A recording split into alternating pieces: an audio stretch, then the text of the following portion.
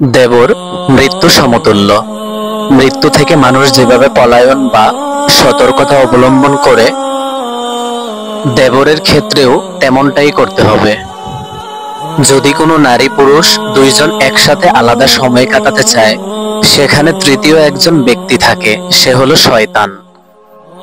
তোমরা সেই মহিলার নিকট গমন করিও না যাদের স্বামীরা বিদেশে থাকে বা দূরে থাকে, কারণ শয়তান তোমাদের রক্ত শিরায় প্রবাহিত হয়।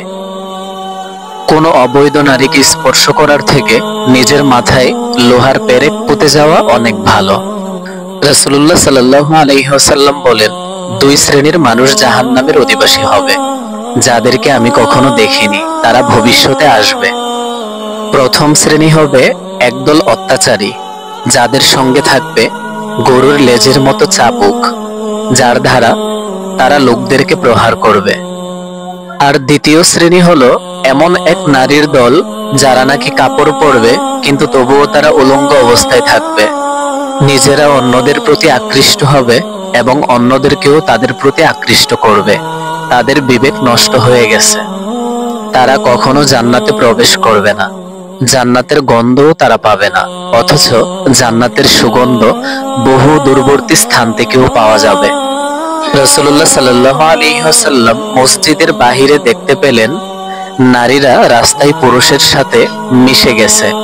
তখন রাসূলুল্লাহ সাল্লাল্লাহু আলাইহি ওয়াসাল্লাম ওই নারীদের বললেন, তোমরা পুরুষদের সাথে মিশিও না, কারণ তোমাদের জন্য রাস্তার মাঝখান দিয়ে হাঁটা উচিত নয়, তোমাদের জন্য রাস্তার যে কোনো এক পাশ দিয়ে হাঁটা উচিত। রাসূলুল্লাহ সাল্লাল্লাহু আলাইহি ওয়াসাল্লাম ওনার কথা শোনার পর নারীরা রাস্তার পাশে দেয়াল ঘেঁষে হাঁটা শুরু করলেন এবং দেখা যেত তাদের কাপড় দেয়ালের সাথে মিশে যেত।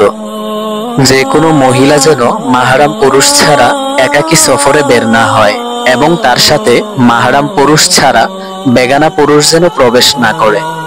এই কথা শুনে এক ব্যক্তি জিজ্ঞেস করলেন, হে রাসূলুল্লাহ সাল্লাল্লাহু আলাইহি ওয়াসাল্লাম, আমি অমুক যুদ্ধে অংশগ্রহণ করার জন্য নাম লিখিয়েছি, অথচ আমার স্ত্রী হজ্জের উদ্দেশ্যে রওনা দিয়েছেন, এখন আমি কি করব?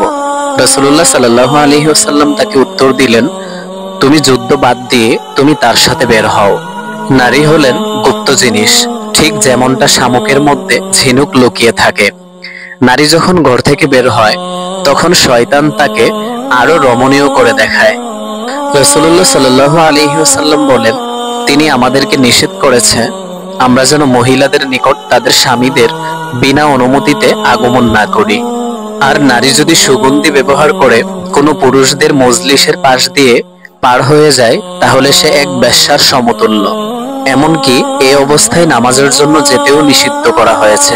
রাসূলুল্লাহ সাল্লাল্লাহু আলাইহি ওয়াসাল্লাম বলেন, যে মহিলা সুগন্ধি ব্যবহার করে সে মহিলা গোসল না করা পর্যন্ত কোনো নামাজ কবুল হবে না। আদম সন্তানের উপর ব্যভিচারের কিছু অংশ লিপিবদ্ধ হয়েছে, সে অবশ্যই তার মধ্যে লিপ্ত হবে। দুই চোখের ব্যভিচার হলো দৃষ্টি, দুই কানের ব্যভিচার হলো শ্রবণ, আর মুখের ব্যভিচার হলো কথা। হাতের ব্যভিচার হলো স্পর্শ করা এবং পায়ের ব্যভিচার হলো খারাপ উদ্দেশ্য নিয়ে অগ্রসর হওয়া। যে পুরুষরা মহিলাদের পোশাক আশাক এবং তাদের মতো ভেষ ধরবে, সেই পুরুষদের উপর অভিশাপ। এবং যেই নারীরা পুরুষদের পোশাক আশাক ব্যবহৃত করবে, সেই নারীদের উপরও অভিশাপ। যেই নারী মাথায় আলগা চুল লাগায়, যে চুলগুলো তার মাথার নয়, রাসূলুল্লাহ সাল্লাল্লাহু আলাইহি ওয়াসাল্লাম বলেন, সে তার মাথায় জালিয়াতি সংযুক্ত করলো।